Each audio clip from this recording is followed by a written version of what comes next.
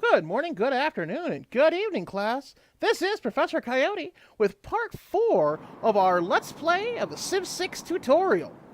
Alright, now if you remember from our last video, we were starting to build slingers to protect the city.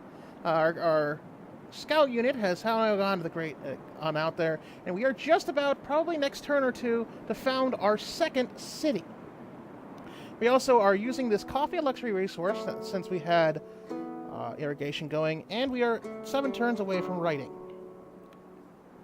So we'll get right into it. We're going to go on the next turn, see what we can do from here. Let's see here. There should be a way to look into the city.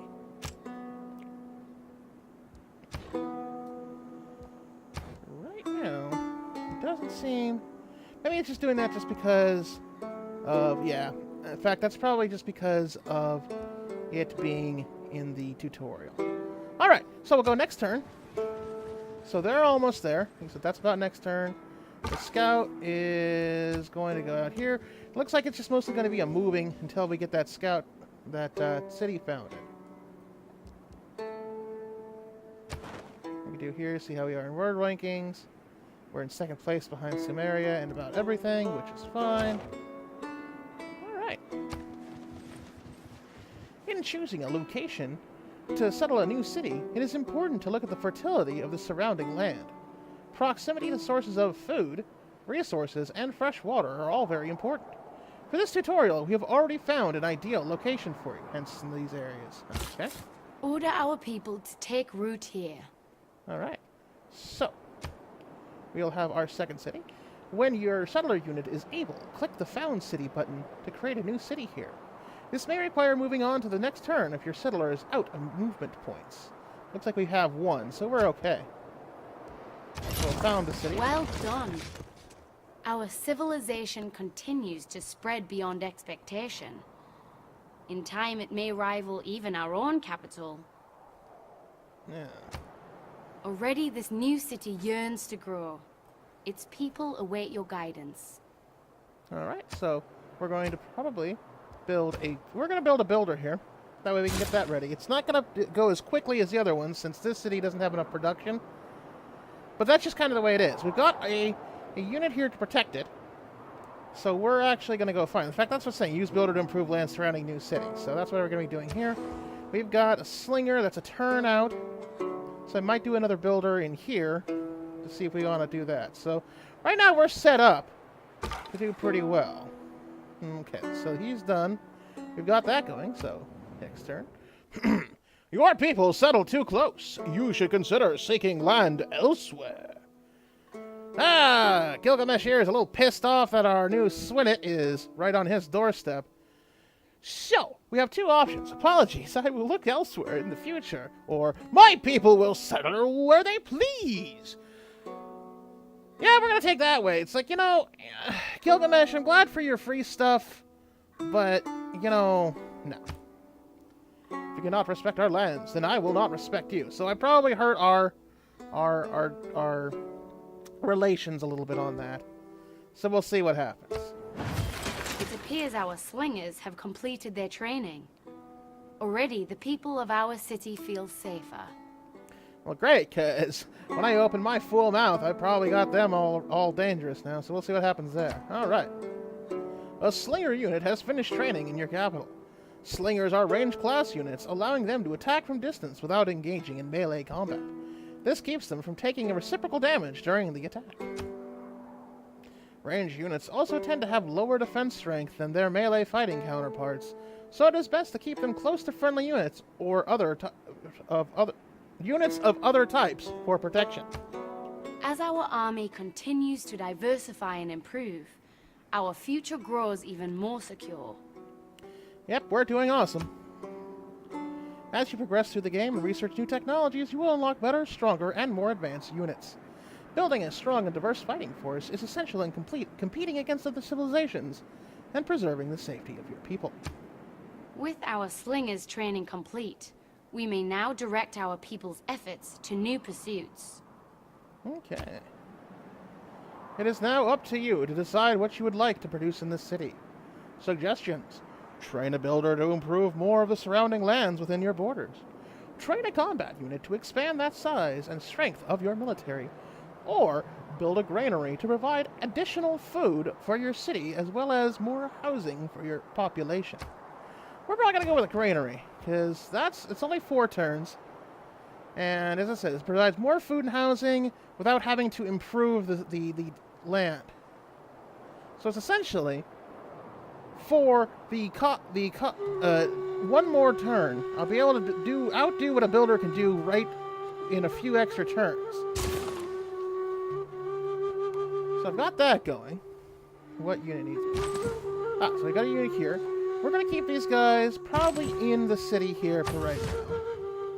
Same thing with our slingers. So we've got our 2 cities fortified, in case Gilgamesh there decides that he doesn't like me anymore, because, well, he already decided that. Meanwhile, we're just going to have the scout go, see if there's any other civilizations to look into. Alright.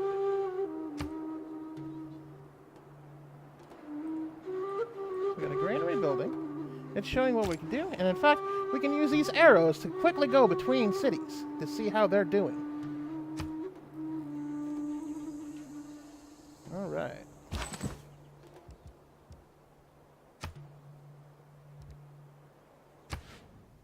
Sorry about that, just checking a couple things.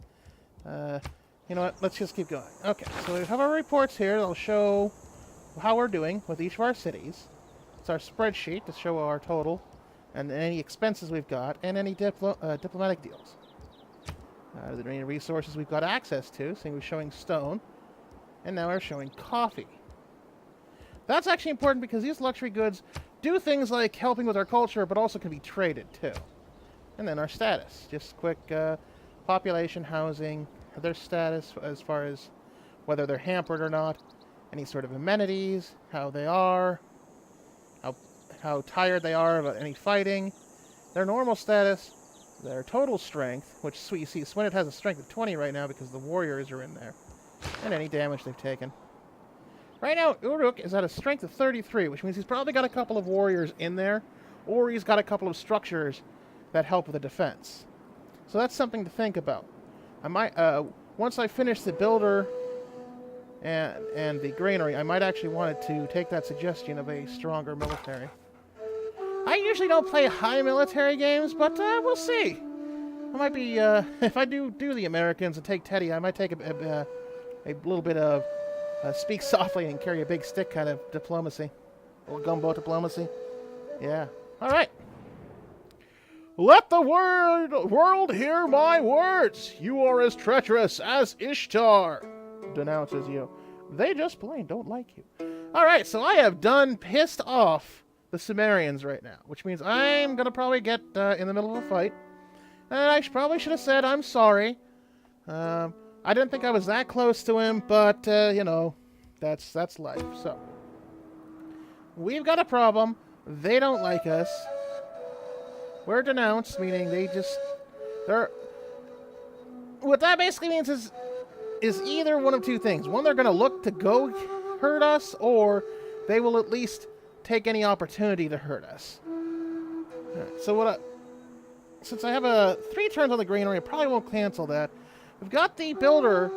That's going to be 10 turns, but I do have the warriors in there, so we'll see how that goes. In fact, we might use a scout here to see if... Take a little bit of that kind of recon. Get back closer towards the Sumerians. See if they've got any builders, any armies coming towards us. So,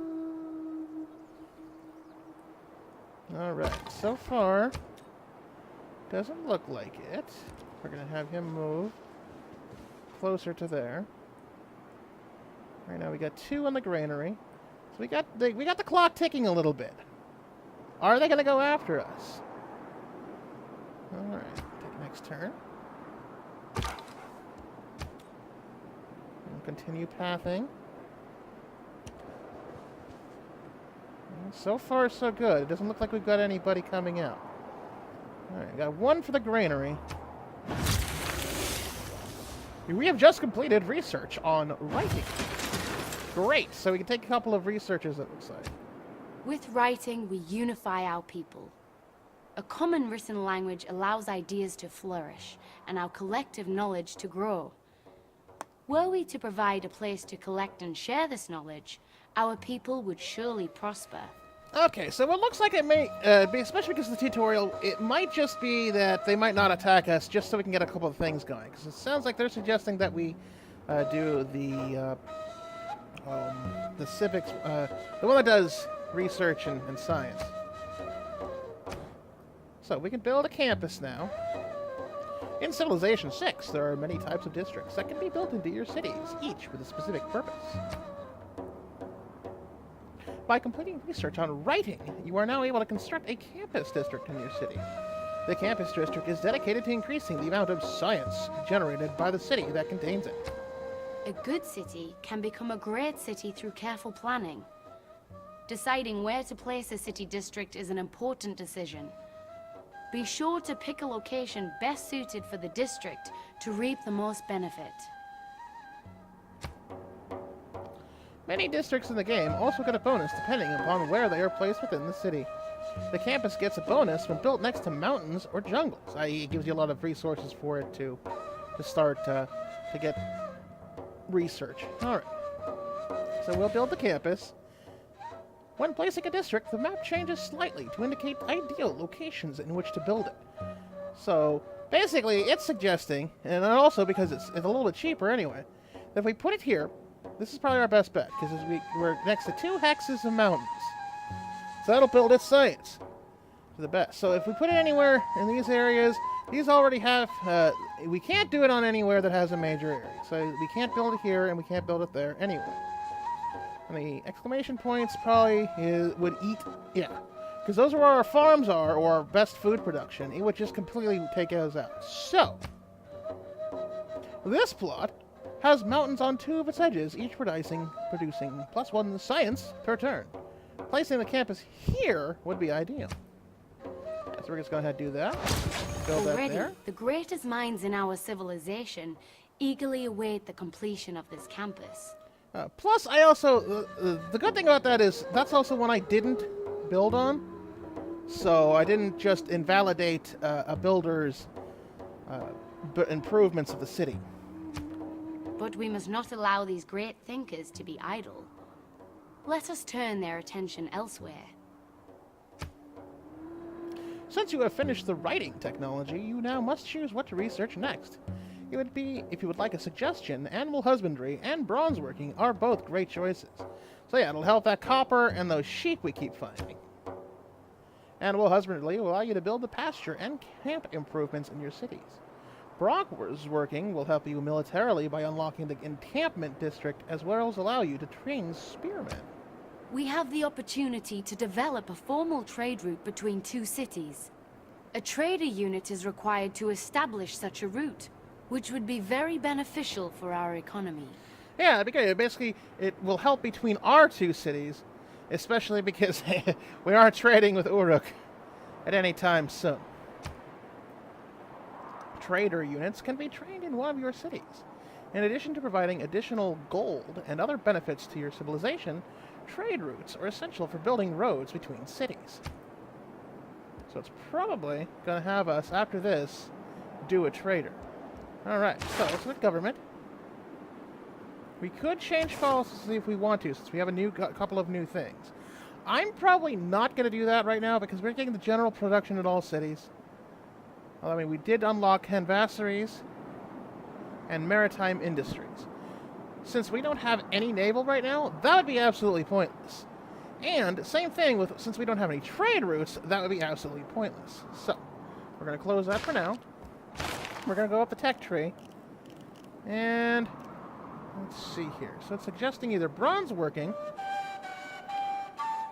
which reveals iron, or animal husbandry, which also allows harvesting cattle and sheep. That does pastures and camps. Camps do the +1 gold for certain resources.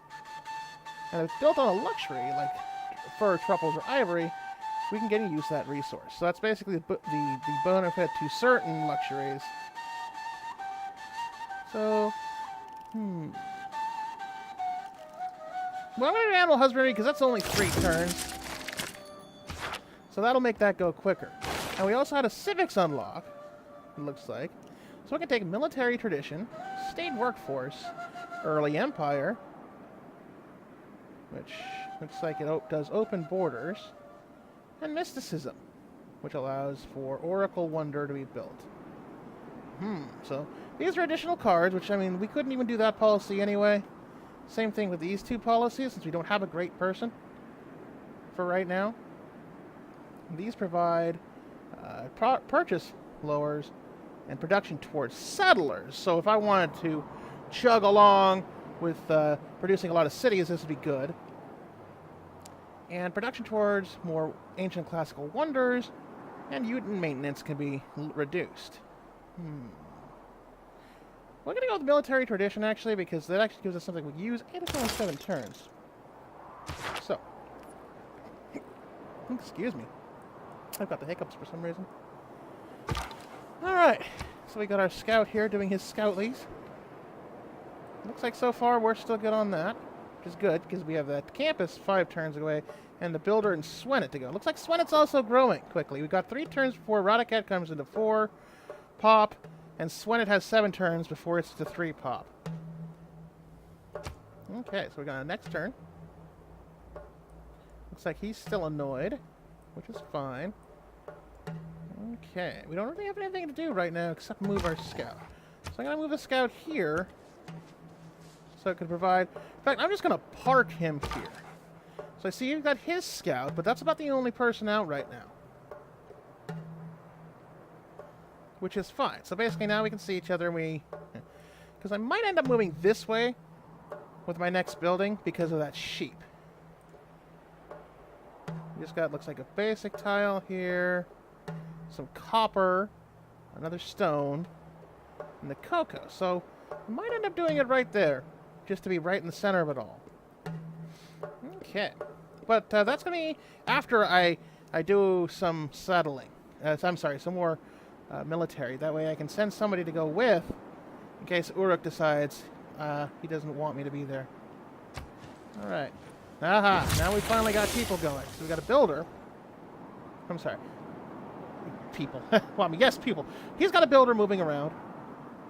For some reason I interpreted that as a warrior, but it would show the club, not the axe there. Alright, so we're going to go next turn. Oh, in fact, it looks like... oh, I see. So, we've got the animal husbandry that popped. In fact, we'll go to the tree here as we scroll up and down. So we can do archery, which would let us build, well, fancy that, archers.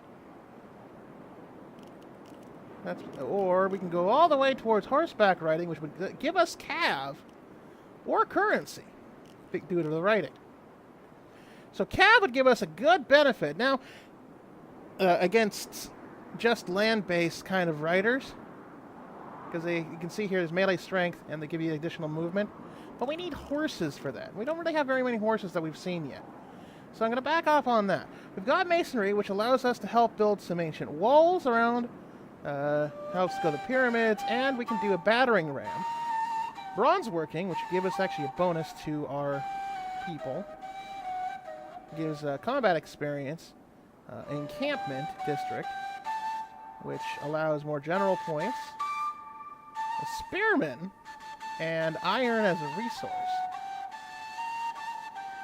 We have astrology, which does its things, including Stonehenge, and sailing, but sailing right now is kind of pointless because we're not really near any sort of thing, any sort of ocean. So right now, I'm thinking that especially we probably want to do bronze working. This will give us a little bit of a leg up on Sumeria. I'm not sure if they, obviously you don't know what they're working on, but at least it'll give us that boost. And speaking of boosts, what you can see here is each of these have their own kind of boosts. Found a city on the coast will boost the sailing.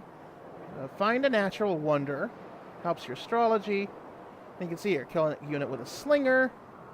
Build a quarry, kill 3 barbarians, mine a resource, which I could actually do that with the wheel. I'm going to boost there. So I could switch to that, but you would have to build a new mine. So right now, bronze working is fine. Although I'm close to making a trade route, so that might actually boost the currency. But we're going to go with bronze working. Military tradition will pop in 5. We clear a barbarian outpost for that. And we're just waiting for the campus to finish and the builder to finish. Alright, so we'll just leave him to keep an eye on Uruk there. In fact, I'm just going to give him his other orders just to keep, just move some more. There we go. So, we aren't seeing the city, and in fact, I might actually move him a little bit closer, but we would be able to definitely see if there's any warriors coming within these hexes. Alright. Alright, so I'm going to leave that here, since it looks like we're about to pop, in a couple of turns, the campus district and the builder district. Things are starting to move up pretty quickly. We're going to leave it here, because that's another 20 minutes on this. And I want to keep these tutorial sections about 20 minutes to 25. So we're going to leave that here. And when we come back, we're going to continue our great works on the tutorial of Civilization VI. So I hope you have a very excellent rest of your day. And with that, class dismissed.